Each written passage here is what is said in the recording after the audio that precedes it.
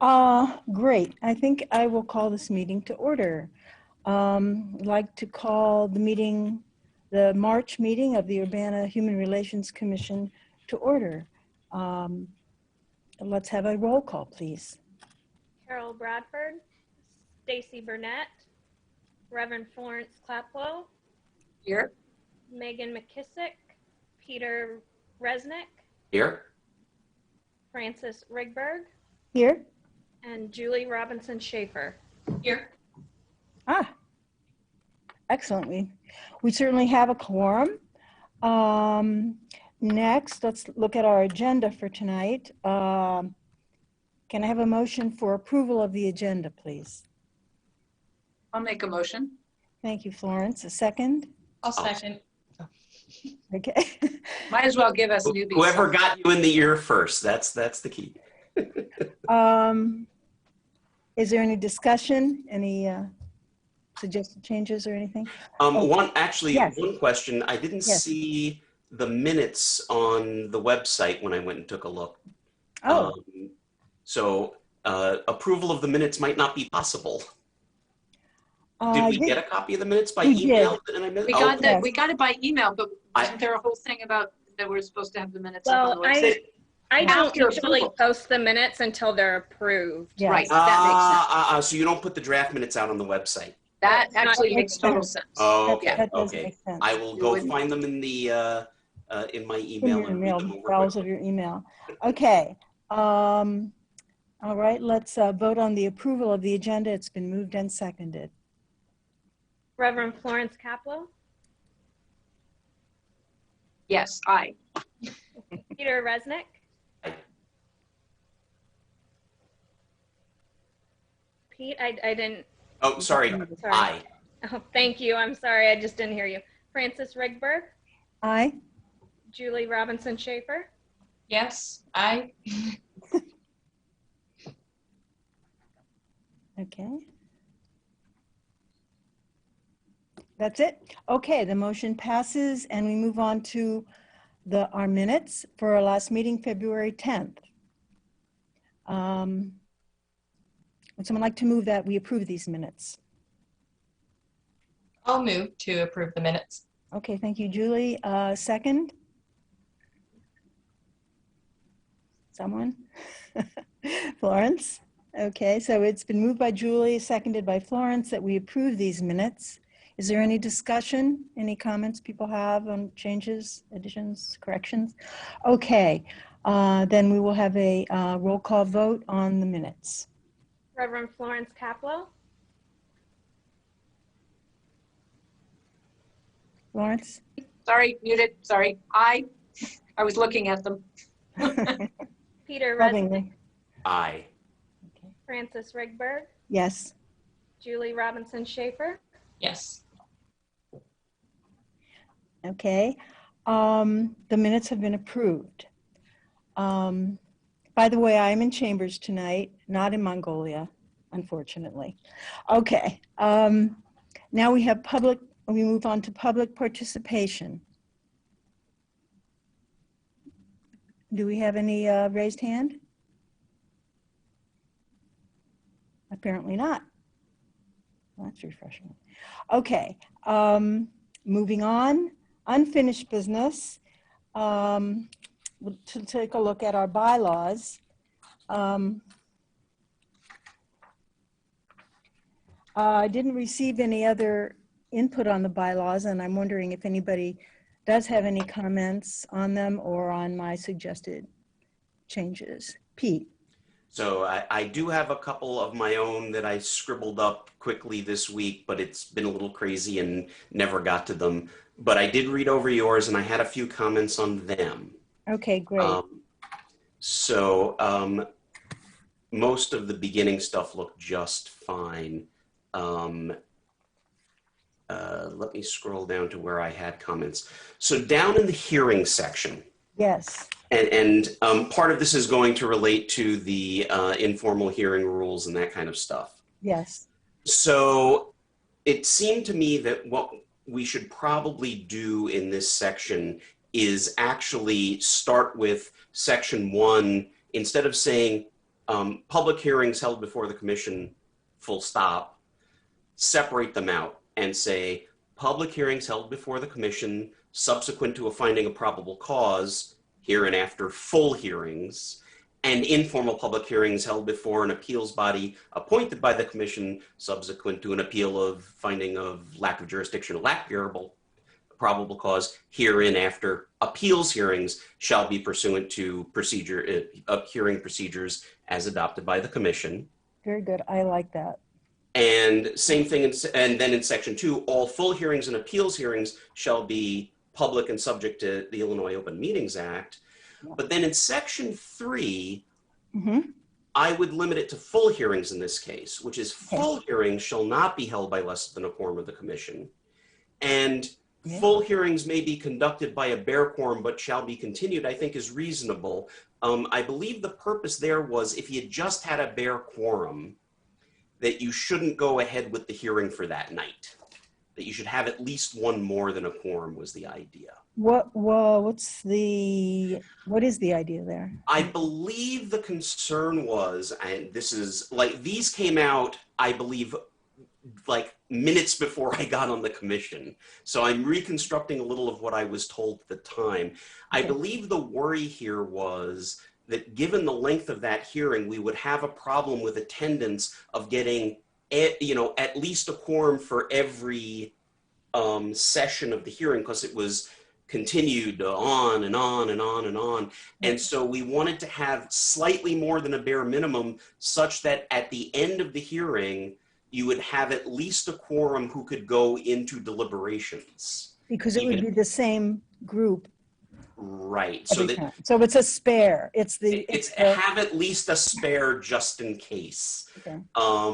I think was the idea. It's not necessary, in my opinion, to have that. But I think that was the idea behind it, and we can decide whether we want to keep that. Now, we do have other rules for these formal full hearings that we've never actually used. They were designed because of experiences which was before my time, exactly an overly long, overly cumbersome process. And so how do those rules, which I have forgotten, fit with what you just said? So the background on those were that we had developed those rules, and it was an experimental set of rules. So we had said this will last for 2 hearings as chosen by the commission, and then we'll decide what to do, whether to keep these new rules or go back to the old rules or what have you.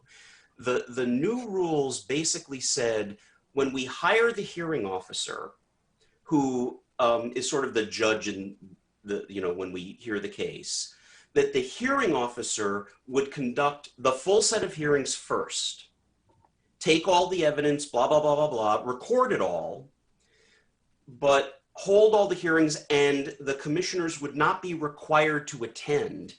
And afterwards, that hearing officer would prepare findings of fact, findings of law, to propose to the commission, which would then go into deliberation with those. Could look back at the full hearing recordings if they wanted to, but basically would accept or reject the findings of that hearing officer. And that way we wouldn't have to sit through every single evidentiary hearing. The idea was particularly on employment cases. These things tended to get long and tedious, and lots of witnesses and lots of pieces of evidence. The issue was that after that time where we adopted those, because we had 2 really long, lousy ones in a row, after that time, we haven't had a big employment case since. And so we never got to try them out. So we should go back and take a look at hearing rules, because I think we do want to introduce hearing rules for the informal hearing as well. And so I think we're going to open up that document anyway. But that's where we stood. So, full hearings shall not be held by less than a quorum of the commission. Maybe we just want to leave the entire section out and put it into the hearing rules. Yeah. And I think that's fine. does anyone else have a comment on this? I know Well, I none have of a us have comment. sat through one of these full hearings. Yeah, no, it sounds intense. Yeah. And I love the idea of those provisional, ideas. That seems really good. It seems like a lot to ask a volunteer commission to sit through many hearings. Yes. My question is, because Francis, I'm assuming you're the one that wrote your sort of commentary on the changes, that Yeah. other document. That Yeah. was really helpful. I guess my question is, and this just might be a matter of, educating Julie and me to kind of this, the history here. Given the ambiguity of the role of the commission around anything having to do with the city, my sense was that's where the informal hearings come up, right? Well, no. They did happen to come up in relation to such complaints, but that ambiguity has been resolved, or Okay. at least there's been a good stab at it, and we're going to try to see how the new approved by the city council, how the new look at the new take on that, the new rules about complaints against the city, how that's going to work. And that's later, because you met with the city council, right? So we're going to come back to that, right? Well, it's not on the agenda, unfortunately, per se. But So, because it seems like that it'd be important for us to understand Yeah. that. But so what is the purpose of, because it sounds like there's still sort of murkiness around the informal hearings. I think I can answer this. So right now in the ordinance, well, I shouldn't say right now, it just got changed. Previously in the ordinance, there were two kinds of hearings available to anyone who brought a complaint against anyone else. There's the formal hearing, which is after a probable cause finding, we go into this full hearing and we decide whether the respondent has violated the ordinance or not. There is always this other sort of hearing, which was if during the probable cause investigation, the officer decided there was no probable cause or was no jurisdiction, anybody had a right to appeal that to an informal panel created by the commission. So not to the commission itself, but this informal panel. And anybody could do that. It didn't matter who the respondent was. So it's kind of like an appeals process. That's the appeals hearing for the first stage, right? Before any formal hearing happens, the officer says, no probable cause. The complainant could then go to the commission and say, I want to appeal that. And the commission or the chair would assign one commissioner or another people to hear that makes sense. So it's kind of a check on the power of the officer. Right. Exactly. Now, with the new stuff, there's a third kind of process. It's not a hearing, which is if there's a report of the city itself violating the ordinance, then the commission shall engage with the city to try and solve that. And that's a separate thing and not a hearing. Not a hearing. Okay, Right. I hear you, so to speak. Yeah. Yeah. Okay, no, that makes sense. So, and we don't currently have an officer, right? That's true, and that's a problem. Yes. It's a big problem, and I wish they would move faster on it because some of the things that an officer might do are falling on us, and me and Pete in particular. And we are unpaid volunteers. We are not necessarily schooled in the law, experienced in issues, human rights issues. I mean, we try, but we're not paid professionals. And some of it is falling on Elizabeth, who Yes. has another day job. Yeah, exactly. So, we're I mean, it gonna- almost seems like by the bylaws, I mean, without an officer, you simply can't address these things. Well, that's not quite true. The We ordinance, can. the ordinance refers to the officer or their designee. I see, okay. So someone can Also- be stuck with the responsibility. Also, just want to add one little thing to what Pete said, and that is that in between the finding of probable cause, supposing it to be found, and a formal hearing, there is another phase, which is the effort to conciliate between the complainant and the respondent. Mhm. And just as a point of fact, there is that other thing. And is that done by the officer? Yes, or an appointee. Again, we had this big problem because the city couldn't enforce its laws on itself and all that. Right. That has been cleared up, I think, pretty well, but it has added a new activity for the HRC.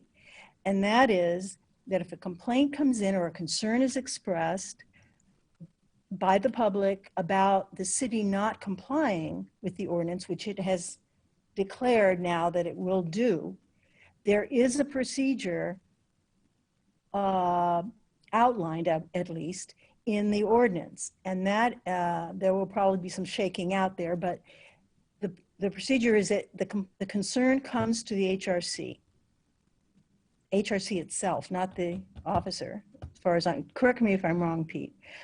So far, so good. And the HRC's job is to put that on their agenda, discuss that concern, respecting the privacy of the complainant, come to an agreement about whether or not there's a problem that needs to be corrected, and meet with the appropriate people in the city.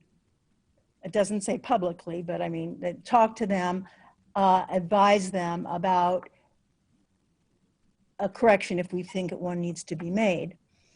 When that issue is settled, to everyone's satisfaction, the HRC presents to the city council a report on this, that there was a concern raised, the commission decided XYZ, it's been worked out with the city if necessary, and this is the disposition. And I believe that is what's been proposed. I believe that we do have a backlog of complaints against the city. They're more or less the same complaint. I mean, they involve the same possible inappropriate activity on the part of the city with respect to the ordinance. And at our next meeting, I hope that we will take it upon ourselves to discuss this concern, which is basically a single concern about the hiring process and the use of criminal and other background checks. And then we'll see how this goes, and hopefully we'll work it out. Pete? Yeah, I'm sorry, Florence, if you Yeah. wanted to finish up. Oh, Well, yeah, I'm just so, given that, wouldn't that process go into our bylaws? Even though it's very new, wouldn't we want to actually include it? Well, that process is in the ordinance now. So, But wouldn't it also be in our bylaws because it's part of our work? Mm, and that was actually going to be my comment is Uh-huh. I think before we take on any of the outstanding reports of problems, and they were they were reported as formal complaints. yes. But before we take on any of these, I think, the language that they now have in the ordinance, I can read it to you. It's only a paragraph. The commission shall receive any reports by individuals who believe that the city of Urbana is engaged in discriminatory practice as defined in Article 3, Division 2 of this chapter. The commission, while maintaining the confidentiality of the complainant, shall publicly review such records and work with the mayor, city council, city departments, agencies, and officials in order to correct any discrimination that may exist. The human rights or equity officer, that's interesting, it doesn't just say the officer, and a representative of the commission shall make a presentation of the outcome to the city council. The herein described procedure is in lieu of the complaint procedures, investigation, mediation, and enforcement proceedings articulated in divisions 3 and 4 of this ordinance, as the city is not subject to those provisions. I think, yeah, that sketches an outline, but I think we are going to have to sit down and talk about what order we want to do these things in and how we're going to approach this. And, we've got the confidentiality issue that, okay, so when we get one of these things, what do we announce and how do we announce it and who do we talk to first? And I think we do need to work out some procedures for that that get referenced in the bylaws the same way we have hearing procedures. That's how it seems to me. Yeah. That sounds Yeah. good. So That's that, good. not Yeah. to, not to kick the bylaws further down the road, but it might make, that does seem like that really makes sense, and it's brand new, it's a brand new responsibility. Yeah, the there's HRC. already been, yeah, a little tension over that from my point of view. Yeah, I think we want to be really sure what we're doing. I agree. I think we can put into the bylaws, I don't know if we'll get far enough to pass them tonight, but either Oh, way, we can't anyway. It's not allowed. the bylaws are on the agenda. They are, but it's in the bylaws that to make a change to the bylaws, You got to do one you got to rotation. do it a week in advance. I mean, Okay. a month. Yeah, okay. In any event, we can still pretty quickly put into the bylaws a dangling reference to procedures for reports against the city shall be established the same way it says, hearing procedures shall, be established, and then we need to come up with those. I like that. Where did those procedures live if they're not in the bylaws? There is a document, and I was actually looking for them, and I thought I found it, and I have an empty folder, so. Oh my God.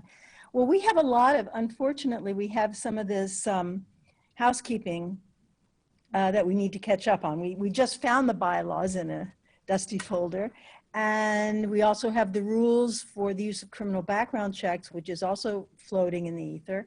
And now we have these rules. So we need to get our act together a little bit with respect to some of these documents because they're very important. Do you see Elizabeth's hand up, Francis? Oh, I'm sorry. Yeah. Elizabeth, yes. I was just going to say, because this came up in the last meeting, and I think Tamara and I agreed to do some digging and see if we could find these documents. So this is probably a good time for me to tell you what we found. Good. We found documents Yes, called please. documents called HRC hearing rules, documents called modified HRC hearing rules, and of course the EEO contract compliance policies and procedures. The problem is we have multiple versions of all those documents, and it is not clear to me which ones are the final versions. And I wasn't here when they were discussed. So Yeah. So we have some documents that you're looking for, but we have probably more than we should. Elizabeth, did you find any of the rules for treating persons with prior convictions as a protected class? That's the, Yeah, oh, you just we had mentioned those. those before. Okay. Okay. Maybe it would be a good idea to look at, for you to determine what you think is the best copy, or maybe there are two in the case of there being a modified version of something, and share them with us, and we can decide. We can vote on. I don't think that they need approval outside of the commission to be official. I am going to say in some cases there are 3, 4, or more copies I see. of these documents. So I can look and try to do my best, but without, Do they have without the dates? Are they? experience of having been here when those conversations took place. Yeah. So much for configuration management. Pete. Yeah, so with the hearing rules and the modified hearing rules, those did both need to be voted on by the commission at some point. So it may be useful if you can triangulate the approximate date that some of the versions you're looking at came out. It may be useful to just look at the minutes on the website, the commission minutes, because they may be attached to that. For the rules regarding employer treatment of criminal background checks and prior conviction record, the problem is that those weren't our rules per se. We made a recommendation that that's the way the officer should explain this to the rest of the world. So we voted on that. And then Todd went off to get approval, I believe, from the mayor, but maybe the city council. And so I don't know whether the disposition of that was a resolution by the city council or just the mayor looked at them and went, okay, start doing it that way. And that's the problem with those. Right. And Yeah. And I could actually, I was gonna have a conversation with Todd and double check to make sure we have the right version of that document. I need to touch base with him anyhow. But I suspect it did not go to the city council. I suspect it was a less formal process. That the mayor just looked at them and said, sounds good to me, and off he went. Okay. So they stand. Does that mean that they stand? Okay. Well, Great. Because we Fran- need something like that. I mean, remember that those guidelines were really just guidelines Right. because even if you followed those procedures to the letter as an employer, mhm. there was no guarantee that you had or had not violated the ordinance. It's just that Right. it was a showing of good faith that you had tried not to. Right. And it might still turn out that you could follow all those rules and still violate the ordinance because you might have done the background check and used that information alone to decide that the person shouldn't get the job. At which right. But that, like anything else in our ordinance, would be something that someone would have to bring a case. That's right. They would have to bring a complaint, and it would get adjudicated in the normal way, and that would be against the city or maybe against some other employer. It doesn't matter. Right. So we can't. The only other thing that we could do, and I really don't want to get into discussion of the substance of that particular problem, but I think those guidelines are extremely useful, and that hopefully they would stand up as a way of reducing discrimination of that sort. And if we need something stronger, if we have reason to feel, and maybe we have some way of finding that out, that we need something stronger, we can do something stronger for them or for any protected group in Urbana, like in housing, for example. Apparently people are running into problems, this and other forms of discrimination. So there's testing and whatnot, but we also have the complaint process that I personally am happy to rely on. So maybe we have the guidelines. We'll work on getting the hearing description for full formal hearings, and we'll work on our bylaws and hopefully develop some ways of dealing with this new job that we have of hearing complaints against the city. Does that sound right to everybody? Yeah, I think with the employment procedures, and we do, like you said, we do have sort of other similar, call them educational materials for landlords, the same way this is for employers, that we need to write at some point. That would be good. I think those can be put off, with the exception that, by the way, at next Monday's committee of the whole of the city council, they have as an agenda, a discussion agenda item, prior conviction record. And I think it's simply because a lot of city council members don't know the ins and outs of the ordinance or this set of guidelines that we had published. And so I'm planning to personally just go for public comment period. And then if someone wants to invite me to the mic, I'll talk about it after. But just to say that, you know, our ordinance covers a whole lot of these questions in very excruciating detail. But I think we can otherwise put those kind of things aside. The hearing rules for full hearings and appeals hearings, and for reports against the city, I think we do need to develop in short, finite time, and then point to those from the bylaws. Okay. The reason I was concerned about this discussion in front of the city council about this at this time was it wasn't clear to me what the purpose of it is, because is the city concerned concerned about this in some way?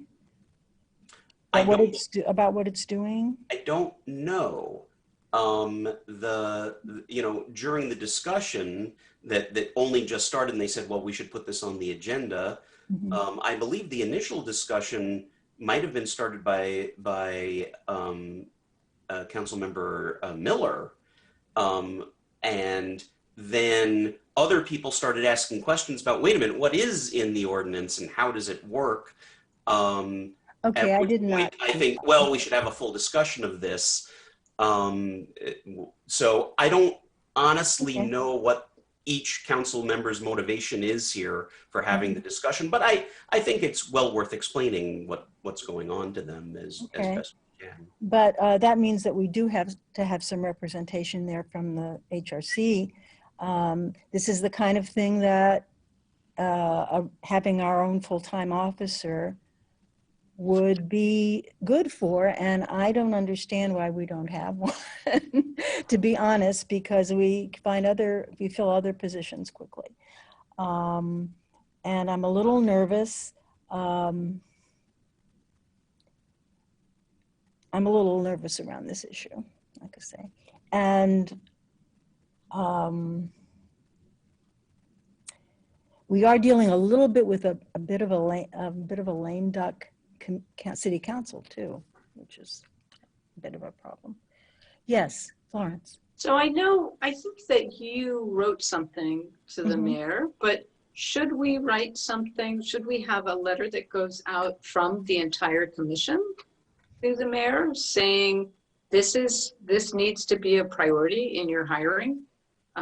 We can't actually do our jobs as volunteer citizens without this position being filled, and maybe all of us sign on to it.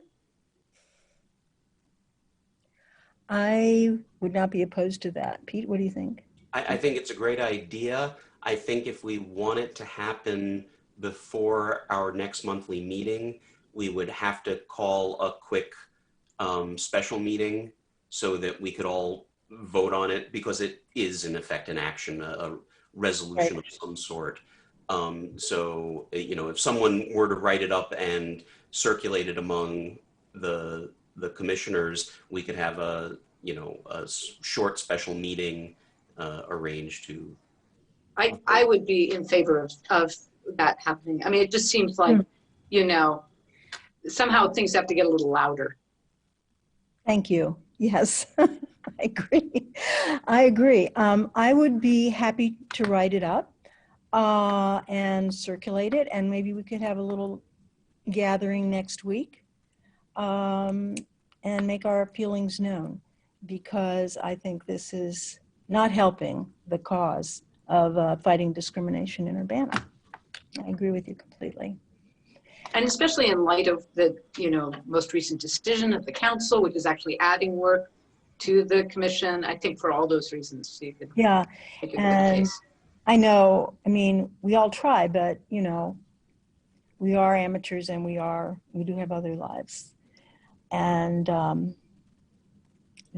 of us are clueless. So yeah. Yes, I find myself bungling around. So, okay, I will do that. Where's our agenda?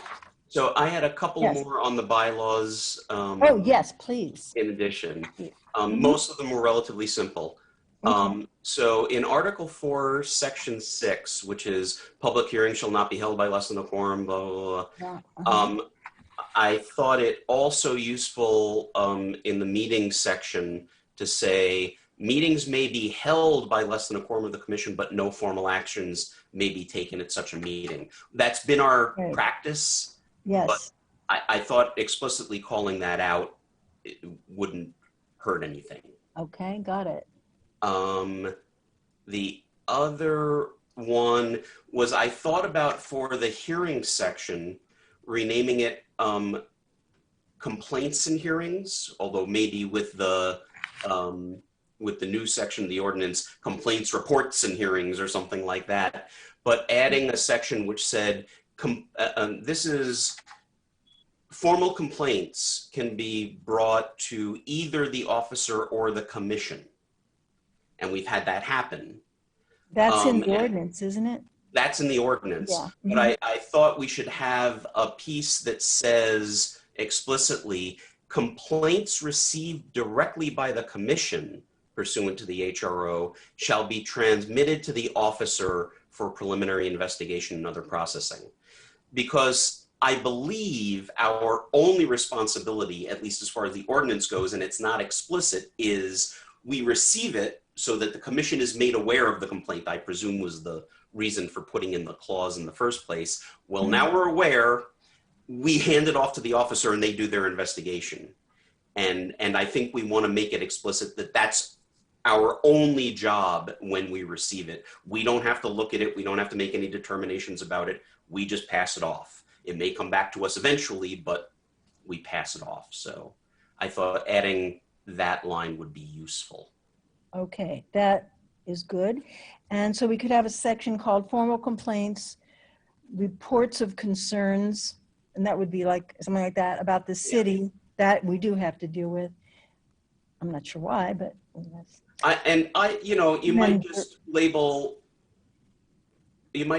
the whole section on hearings as reports, complaints, and hearings, because they sort of all go together. Put in that piece about complaints received directly, and then put in a section about reports of discrimination, of potential discrimination by the city shall be handled pursuant to procedures as adopted by the commission. Something. Yes. Bravo, that's good. Now, I have a question, I guess, about our backlog of complaints that were brought up against the city, and what action, if any, we should take about them now. So since we received those complaints and they were filed as formal complaints, Yes. we handed them to city staff.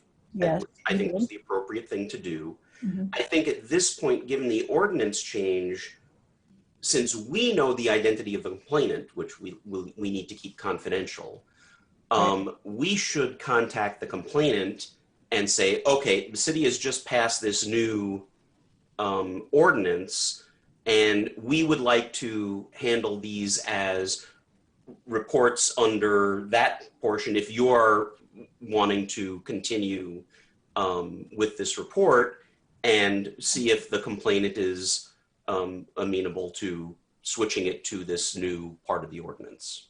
Or maybe the complainant says, no, I'll withdraw them at this point because if they're not formal complaints, who knows?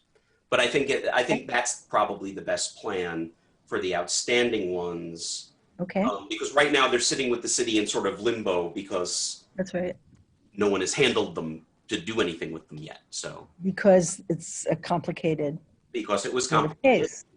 So we should probably just return to the complainant and say, okay, they've been sitting in this limbo state. Would you like us to take them back as reports against the city and handle them with new procedures that we're coming up with?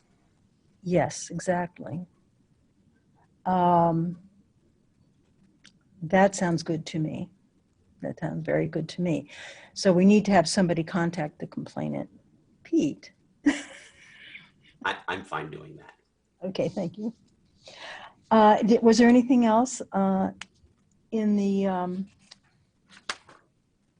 only other one I bylaws? did for the bylaws was to, and maybe I said this already, where it mentions the officer, indicate that it's the, whatever the new title is, or their designee herein referred to as the officer, and then just change any other occurrence to the officer and to that. That way we have the designee thing in there and we don't have to worry about the title anymore, and we can just change it in that one place again. Sure. Very good. I'll make those changes. I may be in touch with you, Pete, about some of the wording, and we'll go ahead with that. Is there any other discussion? Did anybody else want to say anything about the bylaws? I'm going to thank you all for participating. So we'll move on now to new business, and we have the workforce statistics. Elizabeth. So we have 3 this month. Growmark, I'm not sure if it's hair or for construction and Mid-Illinois concrete and excavation. You know, I think those are all construction related businesses, so it's probably not unusual to see a very low percentage of female employees in those industries, but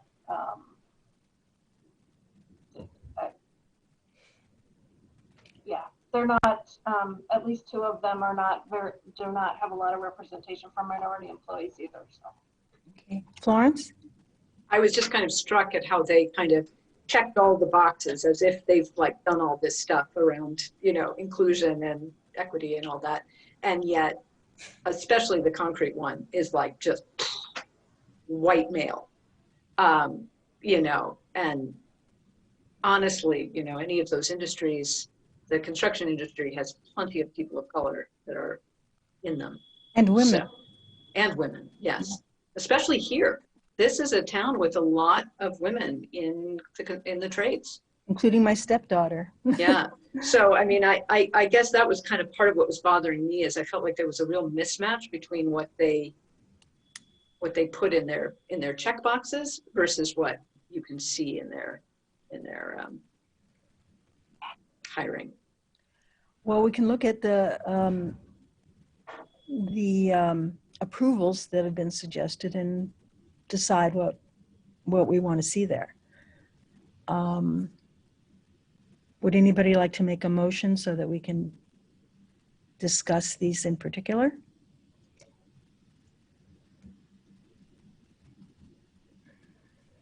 I'll make a motion Okay. that we discuss these in particular. You have to make a motion for some level of approval, Yeah, that we approve them. Yeah, which for purposes of discussion is fine. You can always change them afterwards. right. Because there are suggested approvals. And that would be on the spreadsheet, Yes. right? So we can put those on the table with a motion. So I'm not sure the language that you need for the motion, so maybe I'm not the one to make it. Somebody else should make it who knows what they're doing. Elizabeth, what are were there suggested approvals? There are no suggested approvals. Oh, okay. That's right. All 3 of them are blank. Okay, let me take a look at these. Do you by any chance know what approvals they've gotten in the past? Because I know Growmark and Hair Construction, we've seen multiple times before. I will see if I can find that. Hair construction actually is by far the most diverse of the 3. And then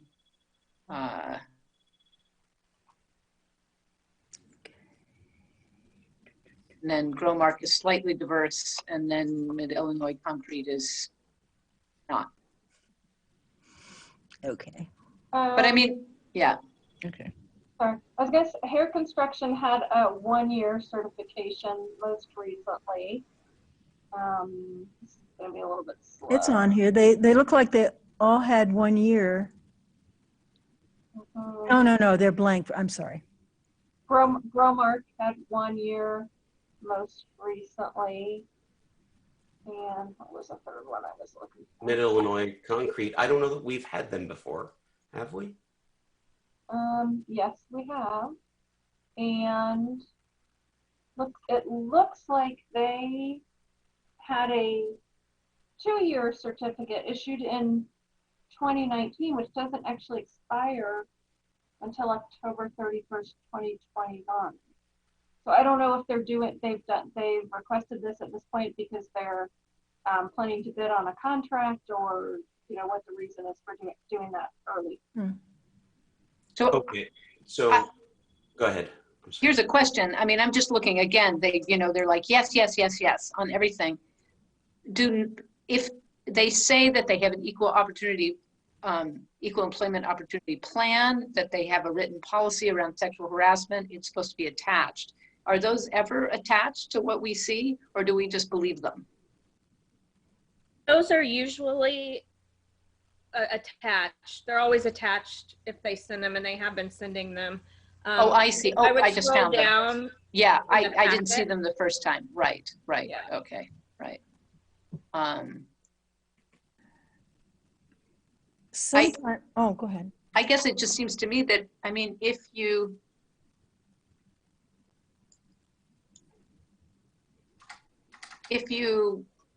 give a 2-year okay to a company that only hires white men, despite what they say, and I mean, what is the point of the ordinance? And I can't tell you for sure why we approved them for 2 years last time. Maybe they've changed a little bit in there. I mean, maybe they had a little more diversity, but they have none. So the options on the table, just so we're aware, are we can make an approval, our 3 things are 2 years, which is you're doing fine, we'll get back to you. 1 year, which is, this doesn't look so good, but we're willing to, take a look. 6 months, which is, we really want to see you back here shortly. Or we can defer and say, we want to defer this to next month's meeting and get more information from the contractor about why the numbers look the way they do.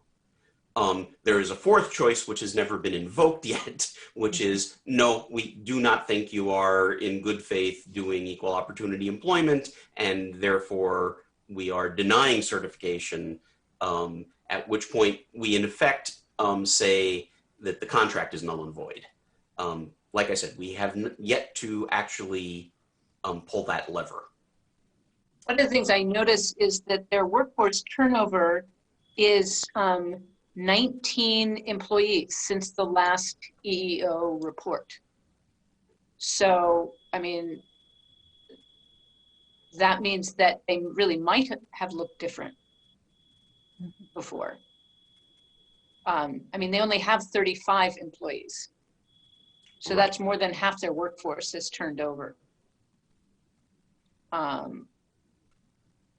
So it might be good to ask for more information and find out what happened.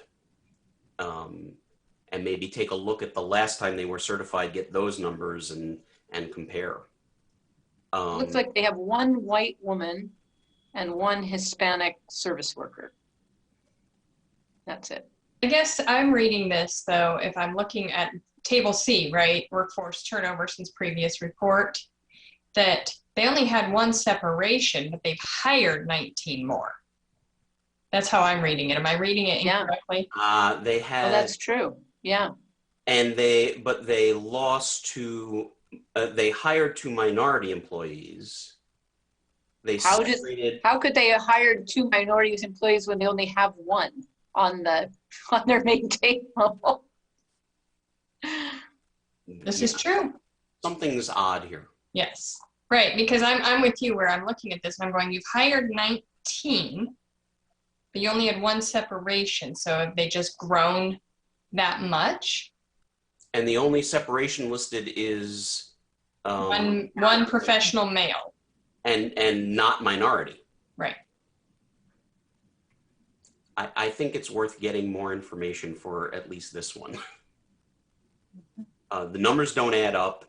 It would probably be good to look at the last time they were certified and look at what their numbers were and why they were certified with those numbers.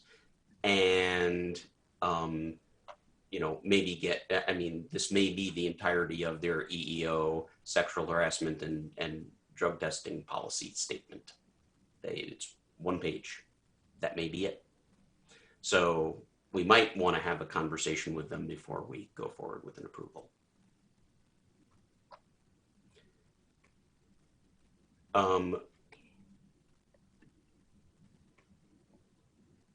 With regard to the other two, did they provide turnover numbers? Lots of zeros. But they did lose workforce. Yeah.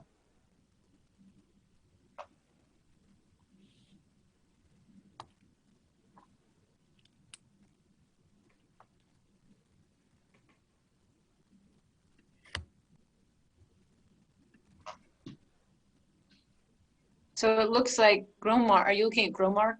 Looks like they have a significant number of their office and clerical is female, white female, and one Hispanic office and clerical.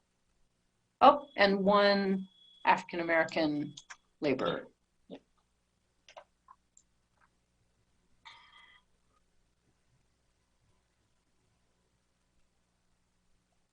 For 135 employees, that seems pretty low.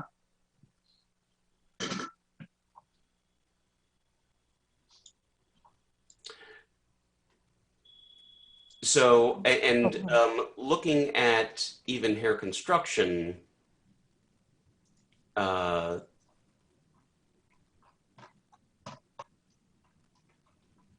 numbers are not great in any event. Is this what you, I mean, it's odd to me because I thought that, you know, construction, landscaping, all that, they have a lot of laborers and that they would tend towards greater diversity, not less. Yeah, this one does look, I mean, at least the numbers are above 1 for most other categories. Very small number of women out of the whole workforce, but. Right. So with regard to Growmark, and we certified them for 1 year last time, apparently, they have not hired any new employees according to the table since the last time we saw the numbers. They've only separated 22 employees.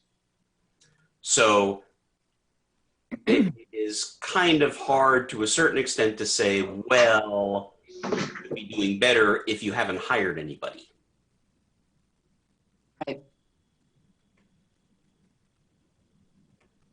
And all the people they've separated have been white. Yep. But that was the vast majority of their employees anyway. Right.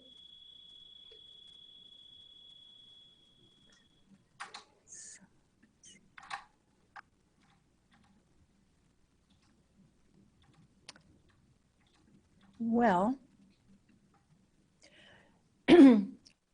are there approvals we'd like to see in those blanks? Anybody we'd like to call in to talk to? Anyone we'd like to renew on a 1-year basis?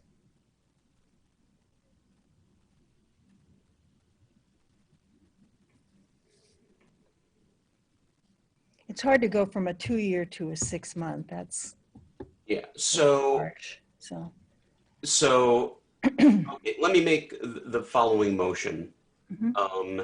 That, and just at least for purposes of discussion, that we approve both Growmark and Hair Construction for 1 year each.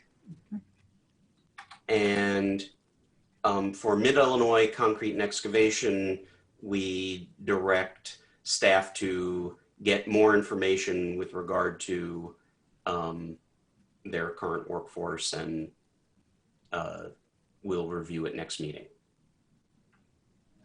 Okay, do we have a second? And second that. Okay, So- Florence? Yes. The reason I did the motion that way, so Growmark seems to have only lost employees. So to say to Growmark, well, you should have been doing better, it's kind of hard. We'll give them another year. And obviously this past year has been probably a little ridiculous for most employers anyway. So giving them another year to kind of show what direction things are really going, I think is fair.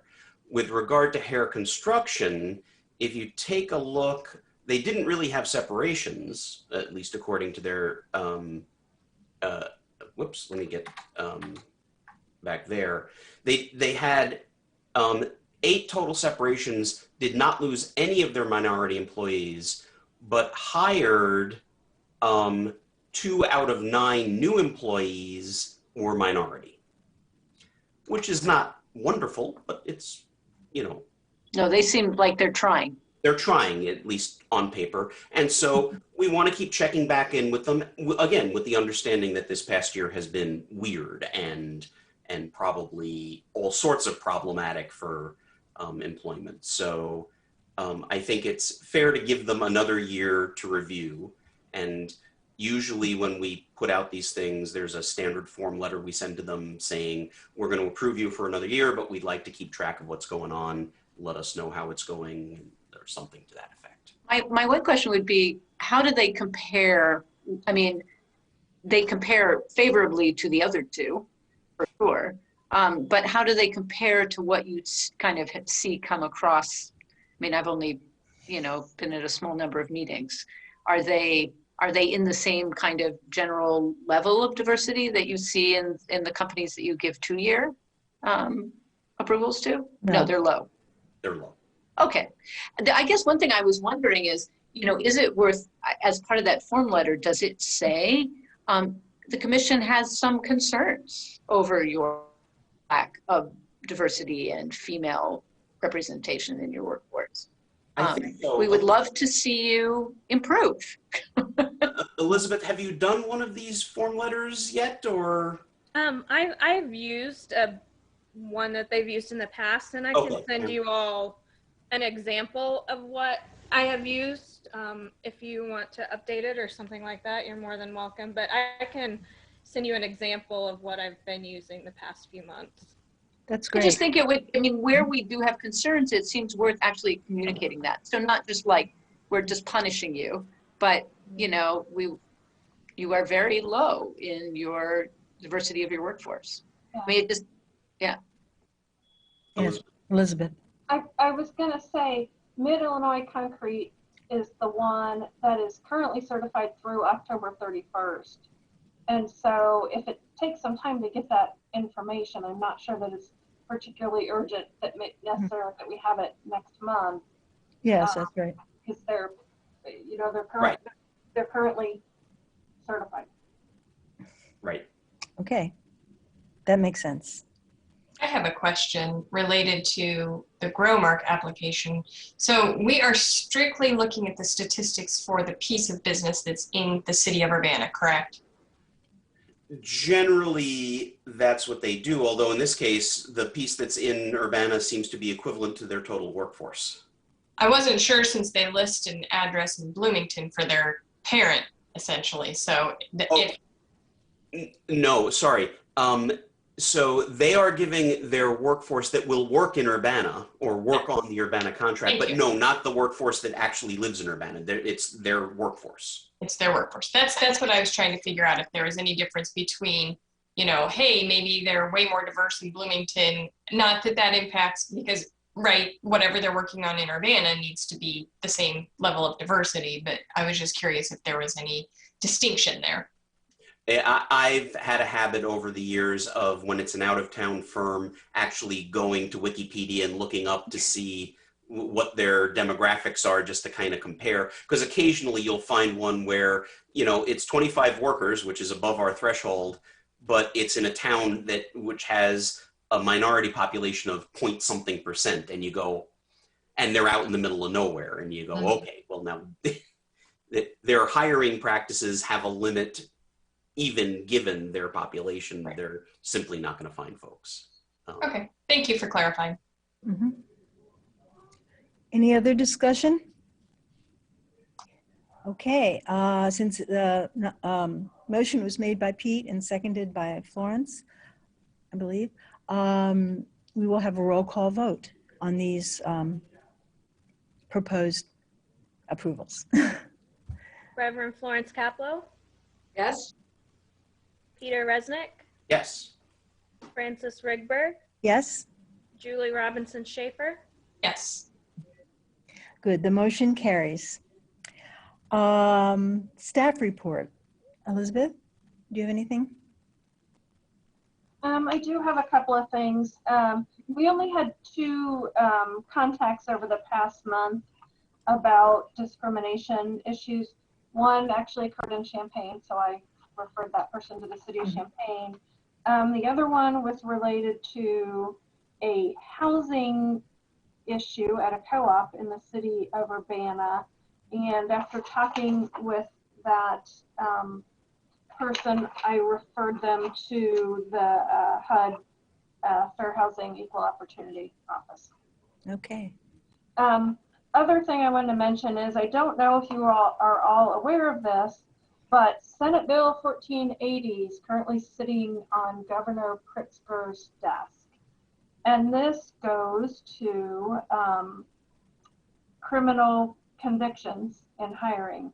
So it actually, I think it expands the state's human rights rules. And I'm wondering if, as a result of that, that it will also expand the range of complaints that IDHR is dealing with. I would think it would. But actually, as I was reading this, there was a lot of similarity to our ordinance regarding convictions and hiring. So it talks about, the relationship between the offense and the individual's employment, unreasonable risk. And it goes through and it defines, factors that can be considered when making an employment decision. So you may want to look that up if you are interested in that. What is the number again, Elizabeth? I'm sorry. It's Senate Bill 1480. So usually I find the easiest way to find those is to go to ilga.gov, which is the Illinois General Assembly, and then there's a box where you can just type in SB or HB, whatever the bill number is, and it will pop up. But it is currently on Governor Pritzker's desk, and I think the expectation is that he's going to start that. So. Okay. Thank you very much. That's good to know about. Okay, well, does anybody have any announcements they'd like to make before we go away? Okay, well, I guess that concludes our meeting. Thank you all for coming. It was interesting. Yes, semi-announcement, which is yes. Given the discussion on Monday this coming week by the City Council. Yes. I've been sitting quietly in the background of most of the meetings for the past few weeks to get this, ordinance done, the ordinance change done. But it would be useful if people have time, and usually you don't have to start at 7 o'clock because things take a little while to get going. It would be useful for others to show up if they want to either do it during public participation or be available for questions from the council during the meeting. Very good. I think I will do that. And I encourage anybody else who finds this interesting to do the same. Thank you. Thanks, Pete. Okay, well, we are adjourned. Good night, everybody.